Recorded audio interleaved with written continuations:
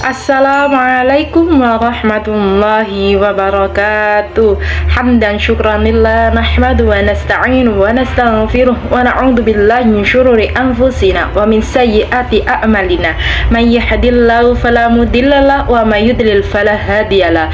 Asyhadu an la ilaha illallah wa asyhadu anna Muhammadar Rasulullah. Amma ba'd. Yang terhormat Bapak dosen pengampuh mata kuliah Hikmatut Tasyri', Bapak M. Syarif MPDI. Di sini saya akan menjawab soal yang C dengan soal mengapa Islam sangat memperhatikan tradisi Arab dalam penetapan hukumnya. Berilah contoh bagaimana tradisi Arab justru dikokohkan sebagai syariat dalam Islam. Tidak ada perbedaan di kalangan para ulama usul fikih ushuliyun bahwa sumber atau dasar atau dalil hukum Islam ada dua, yaitu sumber nakli Al-Quran dan As-Sunnah, dan akli akal. Sumber atau dalil hukum yang didasarkan atas akal dalam metodologi hukum Islam usul fikih dan dikonstruksi oleh ulama dengan istilah ijtihad. Salah satu metode ijtihad adalah urf, penetapan hukum yang didasarkan atas kebiasaan atau tradisi atau adat setempat.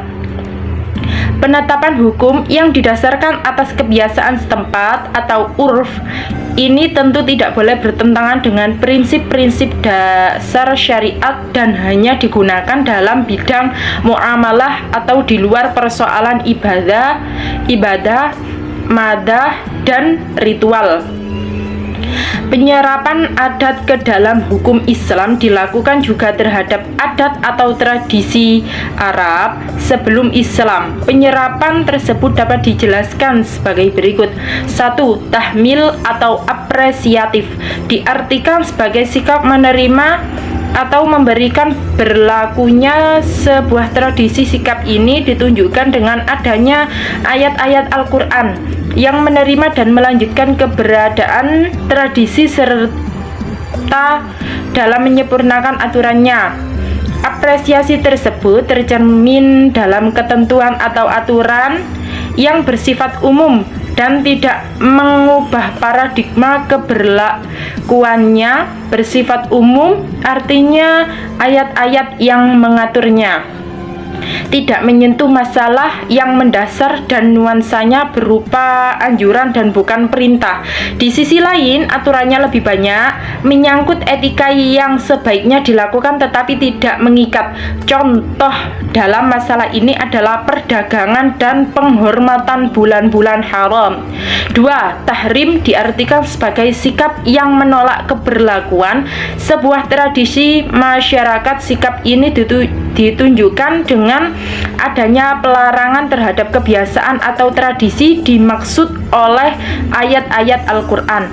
Pelarangan terhadap praktek tersebut juga dibarengi dengan ancaman bagi yang melakukannya. Termasuk dalam kategori ini adalah kebiasaan berjudi, minum khamr, praktek riba, dan perbudakan. 3. Taghyir adalah sikap Al-Quran yang menerima tradisi Arab tetapi memodifikasinya sedemikian rupa sehingga berubah karakter dasarnya. Al-Quran tetap menggunakan simbol-simbol atau peranata sosial yang ada, namun keberlakuannya disesuaikan dengan prinsip-prinsip dasar ajaran Islam sehingga karakter aslinya berubah. Al-Quran mentransformasikan nilai-nilainya ke dalam tradisi yang ada dengan cara menambah beberapa ketentuan dalam tradisi tersebut.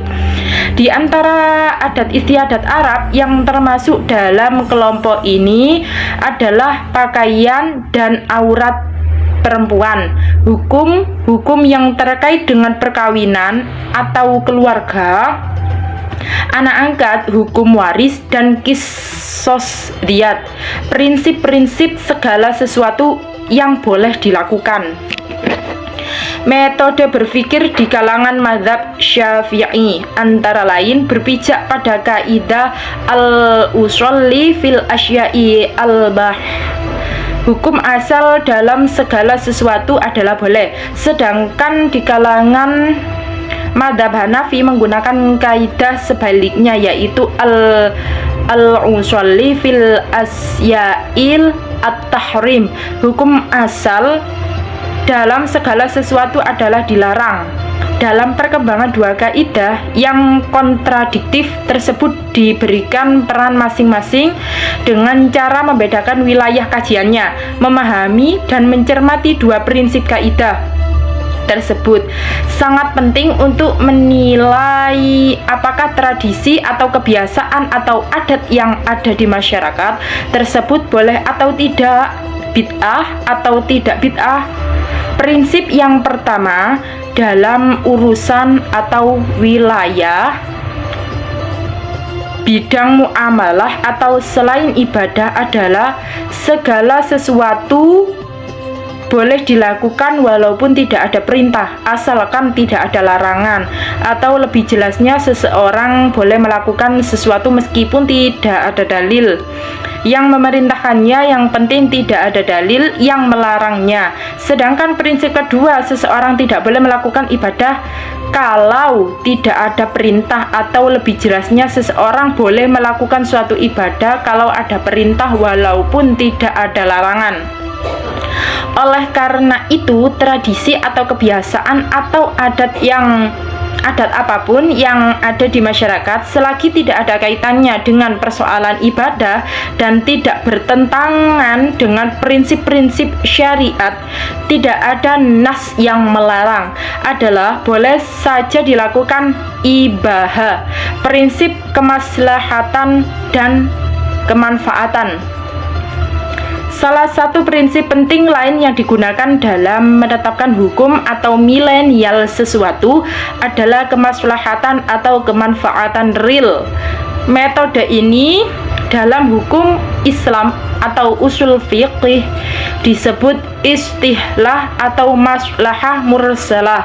Oleh karena itu, salah satu parameter untuk menilai tradisi kebiasaan atau adat yang di masyarakat baik atau tidak boleh, atau boleh bid'ah atau tidak bid'ah, adalah apakah bermanfaat atau ada nilai maslahah atau kebaikannya atau tidak. Apabila tradisi, kebiasaan atau adat itu ada manfaat, maslahatnya, atau tidak mengakibatkan madharat atau efek negatif, maka minimal hukumnya boleh atau ibaha.